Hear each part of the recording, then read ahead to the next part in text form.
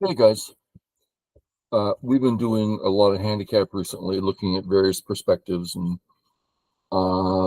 this morning we had Chris, our local 8/9 Don, give 4 stones to Crazy Stone 1 Don. And I just asked him a whole bunch of questions and what about positions and what's the attitude and just a whole lot of stuff like that, which I find interesting. Hopefully someone else other than me did too. And that led me to, let me give 4 stones to a 2Q, Crazy Stone 2Q, which would mean having a 50-50 chance at 1Q, 1, 2, 3 done. So supposedly I should win easily and did, but I thought the positions were worth talking about. Okay.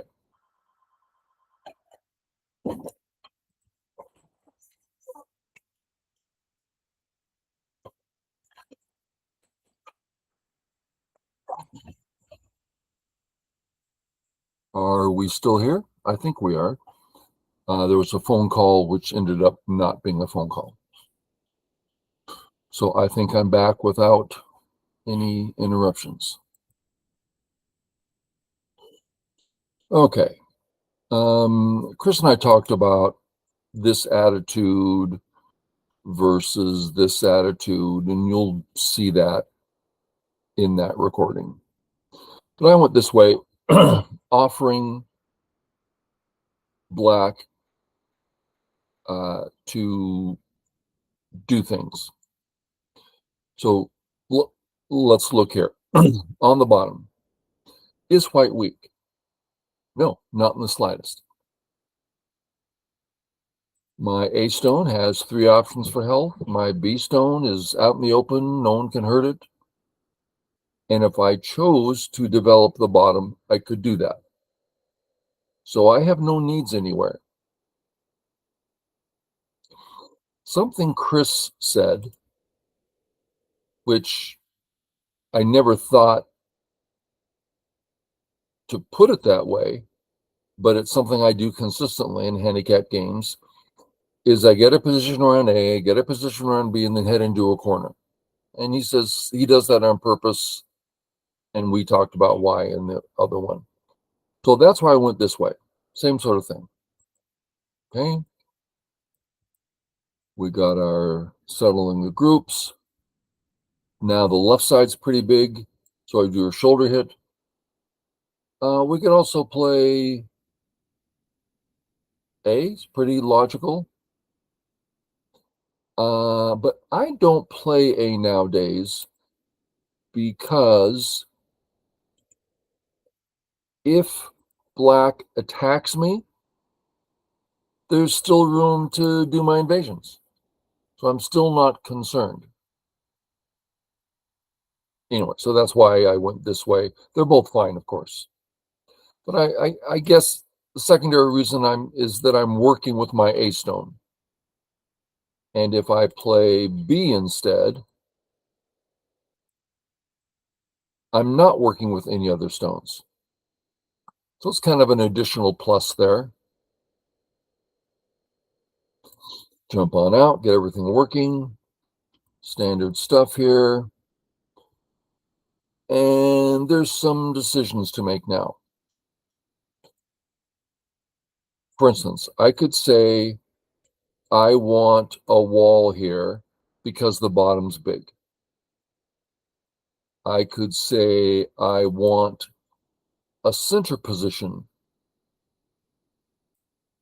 like, for instance, that, so that I can start building the left and making Black a stick in the upper left. Okay, that's possible. There's a couple things to think about here. And I ended up with this move. One could say it does both, but really it's just a matter of I'm not cut in any meaningful way here. So I'm pretty much building a wall. Now, there's a pretty big difference. To me, not only is this cuttable, but it's way more thick, right? There's literally no cuts in it. While my move Well, there's a peep and there's another peep, and I mean, there's peeps and stuff, right? So it's a weaker position, but I like it for the bottom, not so much the left. Okay. uh, to me, there's only one question on the board that needs to be answered, or at least a first question, and that is if he connects under, would I feel that I should have stopped him? And the answer is yes, because if he's separated, then I can mess with the A group. If I'm messing with the A group, then that's not necessarily black's corner. And if his two groups are separated, then he has a weak B stone, he has a weak C stone. The cut at D has more meaning because there's a wall separating the two groups. So yeah.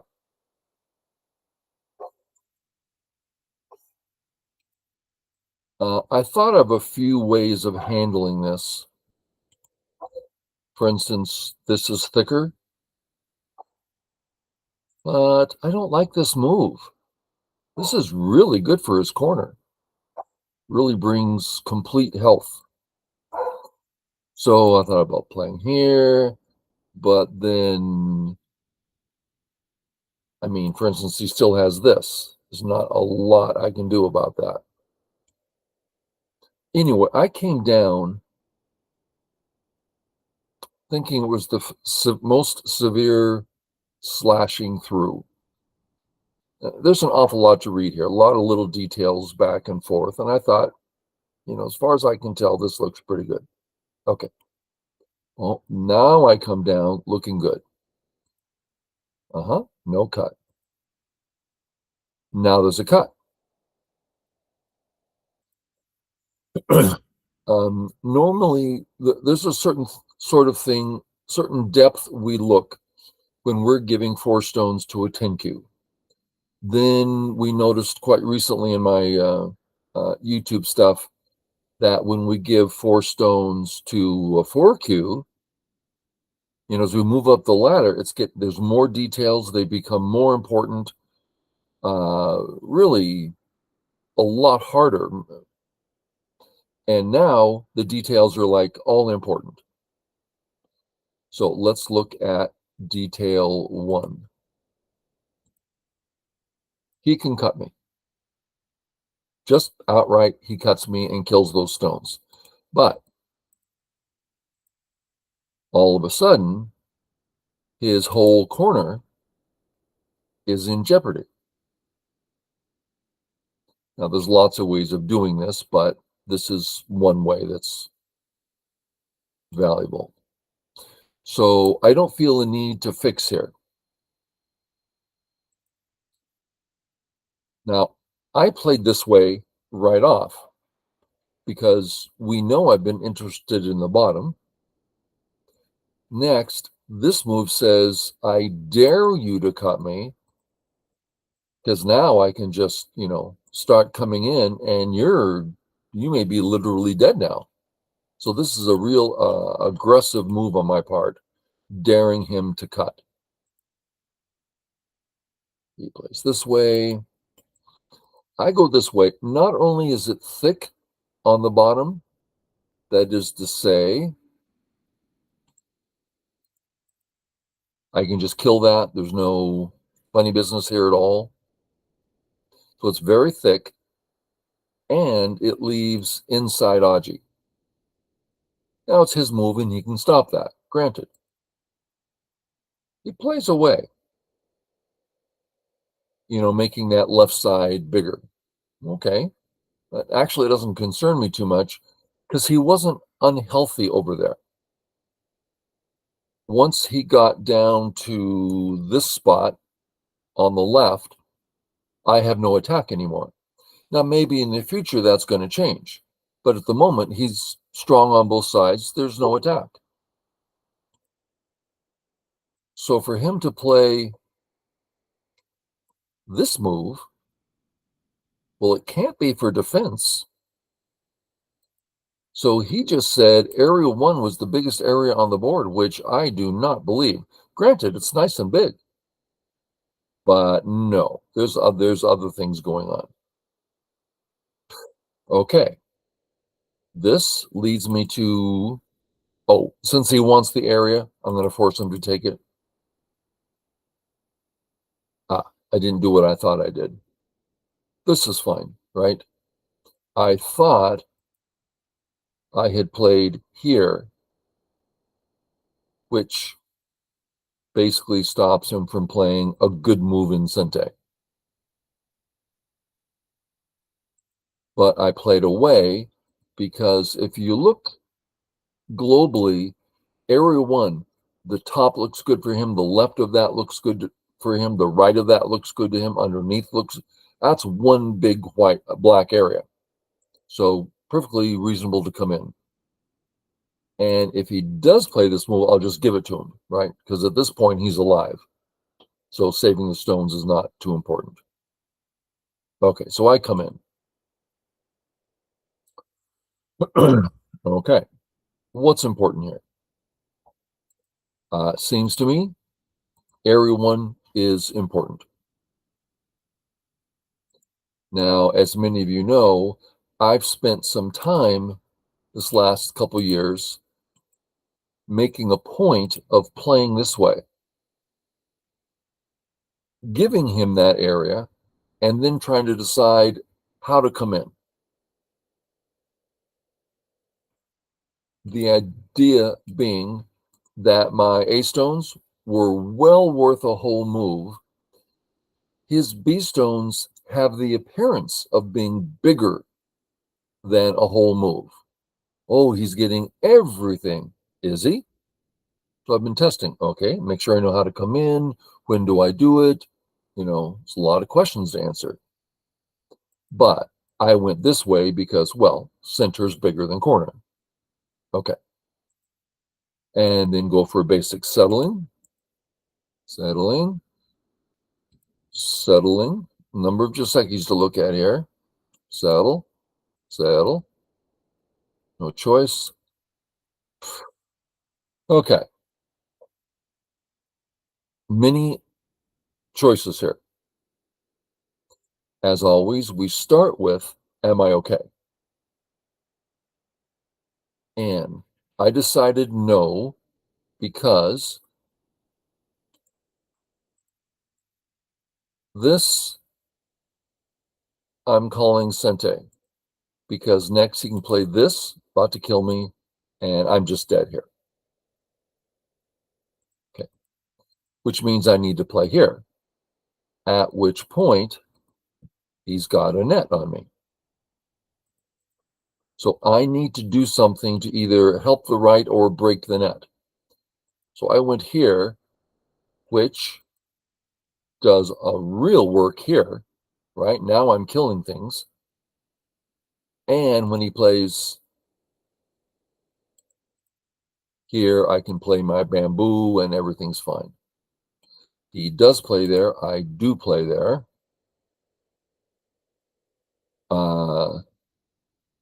I sure read this out, but he kills me first. So I just come out this way. Little readout. I'm fine. He says, no, you're not. Oh, so I cut. Then he tests. No, not yet. Come down to kill. And now he tests me. So now we get to see if I was correct or not. He played this and it scared me. That's the killing way. But I don't see a kill. Did I misread? I go, no, I didn't misread. Is that Atari? No. Can he say Atari? No. So I get out. I guess I could theoretically play away from this. And perhaps that means I should. Let's test it. I come out, Atari, fix, threaten to kill, save my connection, Atari. So no, everything's fine. So I should have done it then. My mistake. Okay. Boom, boom, I'm out. Okay.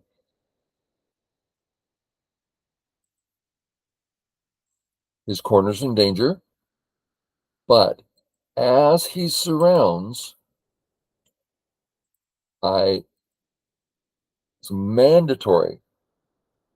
My A group has very few liberties. 1, 2, 3, 4-ish. Really not very many. So I need to be careful here. He cuts, bamboo. He starts this, and now it's like, there's some real dangers here.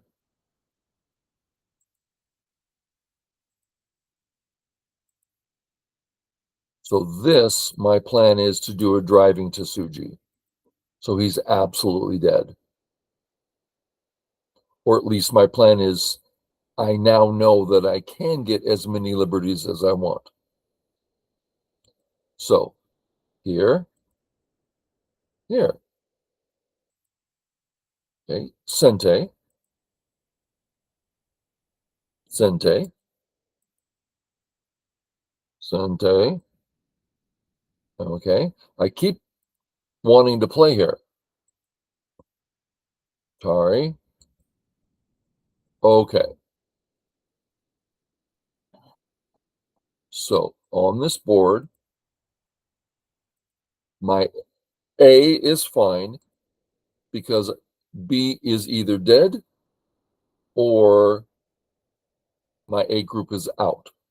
So in either case, B's not worrying me. So that allows me to be concerned about C. For instance, something like D is Sente to be killing. I mean, this sort of thing. There's Aji here. Right now, we're in the corner. So some reading. It turns out I can't live outright. So Atari. I'm looking for liberties. Now that's Sente. And then capture. Something. So hopefully this all makes sense. My A is dead, although we'll likely have to capture it, which means that's an extra 1, 2, 3 moves he has to play inside as I'm forcing him from the outside. So that tends to be big. So that's settled. My B group is alive, so his C group is dead, although I'm probably going to have to take it because my D group is not alive. So as he chases me, I'll have to go and kill the C stones. Make sure we understand this. It's come up a couple times. So, save. I'm going to come kill you. No, you're not. I'm going to come kill you. No, you're not. I'm going to kill you. So see how he gets the corner by forcing me to capture? And I'm not trying to say these are all the right moves. I'm saying there's a principle here. If you have to go back and take, then he's getting something. Okay. So I would like to hop into the 3-3 as soon as I can. This is really big. But, okay, so now we're going to imagine black starts running. Well, right away, all these questions come back. Now, he has 4 liberties on the right. How many liberties do I have? Worse than that, every fight that might happen here, and I'm sure I'll use the word countless. There's countless ways it can start, maneuver. Are they all safe for me? No, I'm going to feel hassled in every single one of them. So when I capture, all done. I'm strong. My points are my points. We now see he's officially weak. Okay. He gets out. Now I also need to keep my eye on my A group. They need liberties too. So I figure threaten to kill. When I hane here, I am completely and totally thinking at the very least, let me get on the right button here. I can get liberties. Oh, now I've got a bunch of liberties. That's as far as I read, that if I want liberties, I have them. On top of that, he clearly does not like my cutting here, my surrounding his group. So I didn't even read out, oh, maybe I should play this way. Why? I already know I have plenty of liberties, and this is not unsafe. Place here, one out, save the cut. He cannot cut me. Hey, good. So here's the habit to get into. Your A group, out, connected, wonderful. His B group is dead as long as I have plenty of liberties on C and plenty of liberties on D. So you have to see each part of that or you're going to get caught. How strong does someone need to be so they can just catch all that? I certainly recall when I was 10Q, I couldn't grasp a way to have all that in my head. And I remember as 4Q, I felt like, I think I can do that for the most part. I might get tricked now and then, but I felt like I was getting a handle on it. And then by 1Q wasn't a problem. Now that's generally speaking. Sometimes it gets downright crazy out there, and it's pretty hard to keep track for anyone. Okay, so like to play. Oh, Sente, cut. Huge. Now I had to decide, shall I go ahead and settle this issue and let him live? I think I should, but I couldn't help myself. I mean, he has no eyes after all. Okay, is that Sente? No, there's no cut. So connect. As I connect, not only does it surrounding the A group well, so there's no home to get to, but it's also getting ready to kill the B group. Boom. Got to make sure we're good here. Connect in the way that keeps the most liberties. Sure. Out. Liberties, no hanes, nothing that can be cut. Liberties, liberties. Liberties and Aji there. Liberties. Okay. Now I have so many liberties, I don't need to worry about things. And I finally come back to here. So I got all the big ones in.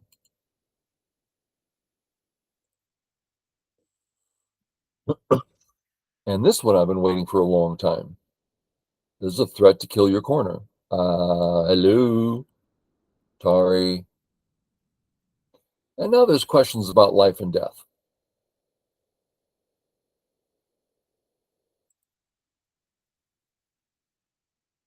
I'm doing this because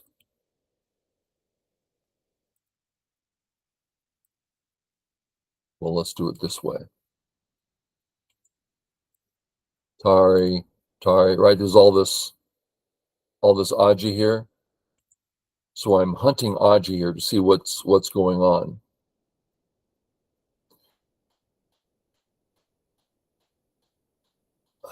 My position's a bit thin.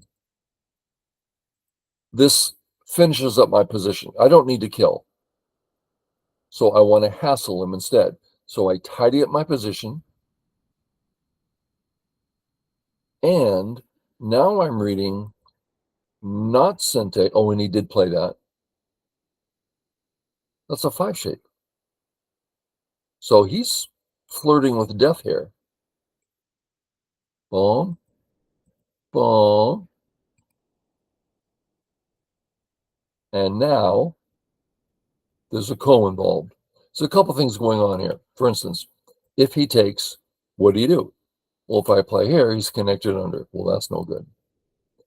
If I say Atari, he says Atari, and all of a sudden he can live with that's an eye, right?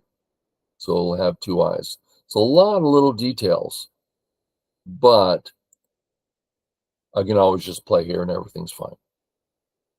It actually took me like 4 tries in reading till I find, because this is a ugly looking move. I mean, it's like, who would play there? So it wasn't my first choice. Okay, so white, black, white. Now there's a ko here.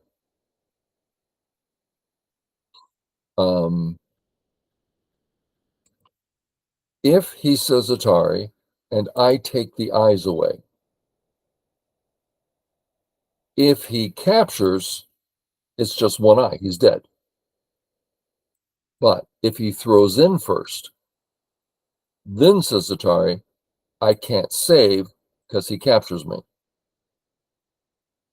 So if he throws in, it is then ko. And I'm thinking, is that sente? Right? I'm starting to read that out. Is that sente? And then I'm reading out, is this sente to kill the top? Right? So I'm like, where's the weaknesses? So, boom. I'm testing. If he plays here, I should be able to just, I don't know, I think that might have trouble. But he backed off. Okay. There we go. Ko. Not ko. He didn't find the ko. Well, that's nice. Then he's just dead. Oh, we know that one. We know that one. Sure. I'm not going to honey there. No, thank you. You can come all the way in. Your center's dead. Bottom left is dead. Walk right in all you want. I will not be cut here. And that's where the game stops. So A's dead. B's dead. C's dead. Working on D next. So anyway, I thought it was an interesting game. Trying to answer the question, how should we be thinking in handicap games? Okay, guys, I hope it was helpful. We'll catch y'all later. Bye.